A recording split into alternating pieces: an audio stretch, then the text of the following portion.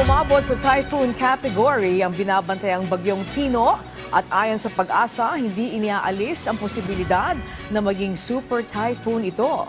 At bukod sa malalakas na pag-ulan, kabilang sa mga ibinabala na Pag-asa ay ang banta ng daluyong o storm surge. Ang mga yan alamin natin kay Pag-asa Weather Specialist Charmaine Barilla. Magandang hapon po, Ma'am Angelique, at sa lahat ng ating mga tigapakinig. At narito po ang ulat sa lagay ng panahon. At kasalukuyan nga, si Bagyong Tino ay patuloy ng lumakas at umabot na sa kategoryang typhoon. At kaninang alas 3 ng umaga, huling namataan ang sentro ni Typhoon Tino sa layong 285 kilometers, silangan, timog silangan ng Giwan, Eastern Samar. At may taglay na nga ito ngayon na lakas ng hangin na maabot ng 120 kilometers per hour mula sa sentro at mga pagbugso pa na maabot hanggang 150 kilometers per hour. At patuloy nga itong humikilos pakanluran, timog kanluran sa bilis na 25 kilometers per hour. At yung pinakamalakas nga na hangin nito ay maabot 300 kilometers mula sa sentro. At base nga sa ating analysis ay maaari nga itong tumahak kanluran, timog kanluran sa mga susunod na oras at maaari na nga mag-landfall.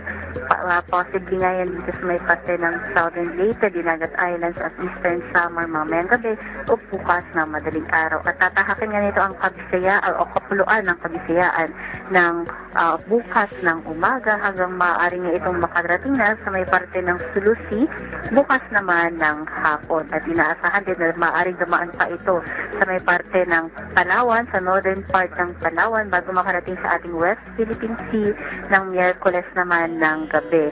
At pagsapit nga ng Huwebes ay tatahak na ito papalabas ng ating Philippine Area of Responsibility. Kaya naman, nagtaas na nga tayo ng wind signal number 3. Dito nga yan sa mga parte ng Eastern Samar, kabilang nga yung mga probinsya dyan ng Dinagat Islands, maging dito nga dyan sa may southern portion ng Eastern Samar, southern portion ng Samar, central and southern portion ng Leyte, maging sa may southern Leyte, Camotes Island at eastern portion ng Bohol, kasama sa parte ng Mindanao ang Dinagat Islands, northern portion ng Surigao del Norte, kasama ang Siargao at Bukas Grande Island. Signal number 2 naman, ang nakataas sa may central portion ng Eastern Samar, central portion ng Samar, iba pang bahagi ng Leyte, Biliran, iba pang bahagi ng Bohol, iba pang bahagi ng Cebu, northern and central portion ng Negros Oriental, northern and central portion ng Negros Occidental, maging dito sa may Guimaras, eastern portion ng Capiz, northern and eastern portion ng Iloilo,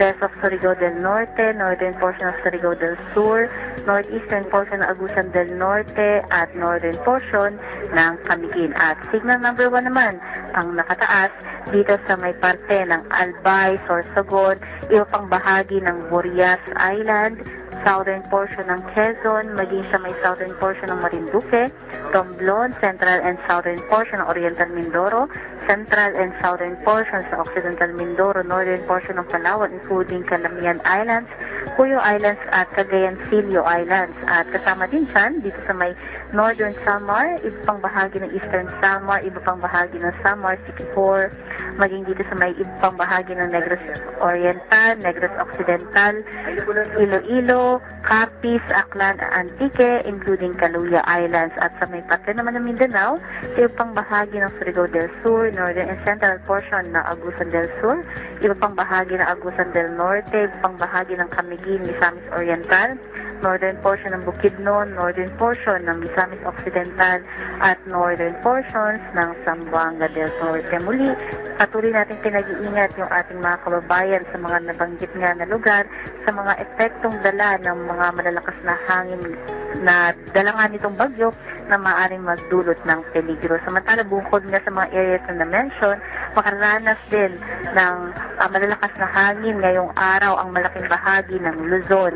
Kasama dyan ng Metro Manila dahil nga sa pagbugso nitong northeast monsoon o hanging amihan. At in terms naman ng mga pag-ulan, inaasahan na nga natin na merong mga malalakas na mga pag-ulan ngayong araw sa malaking bahagi ng Visayas. At pinakamalalakas nga dyan dito sa mga Eastern Samar, Southern Leyte at Dinagat Islands, na kung saan maaring umabot ng more than 200 millimeters. At samantala, sa ibang bahagi ng Eastern Visayas, maging sa ibang bahagi ng Caraga ay makararanas din ng mga malalakas na pagulan, maaaring umabot ng 100 to 200 millimeters. At dito rin sa may parte ng Mindanao, especially yung nasa northern at Caraga, maging sa ibang bahagi ng eastern Visayas, ay makararanas din ng mga pag-ulan ng 50 to 100 millimeters, kasama din yung sa central Visayas, no? Kaya ngayon pa lamang ay pinag-iingatan natin yung ating mga kababayan sa mga peligrong dala ng mga malalakas ng pag-ulan na maaring magdulot ng pagbaha at pagguho ng lupa. Samantala, meron din tayong inaasahan na storm surge na kung saan nga yung mga pag-alon ay maaring or yung parang pagtaas ng tubig dito sa may baybayin ay maaring humigit pa ng 3 meters sa loob ng 2 araw.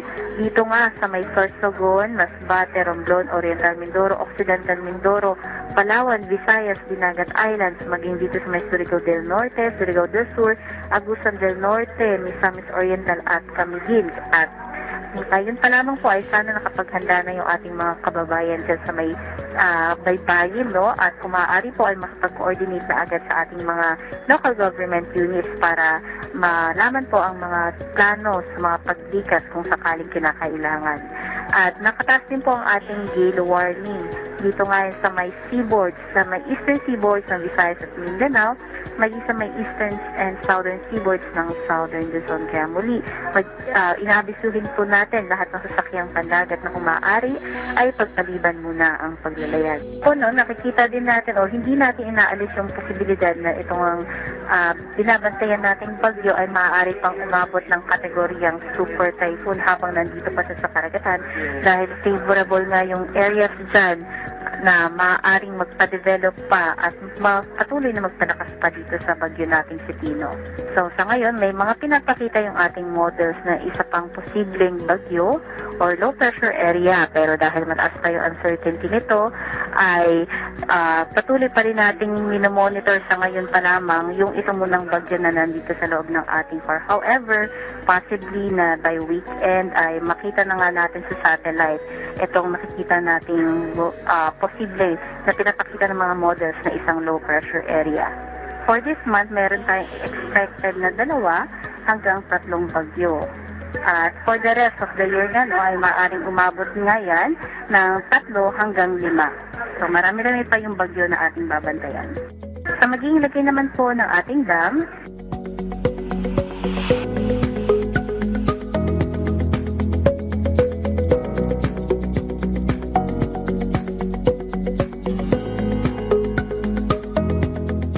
at yan po ang ating latest no, mula dito sa Pag-asa Weather Forecasting Center, Charmaine Barilla nag-uulat. Maraming salamat, Pag-asa Weather Specialist Charmaine Barilla.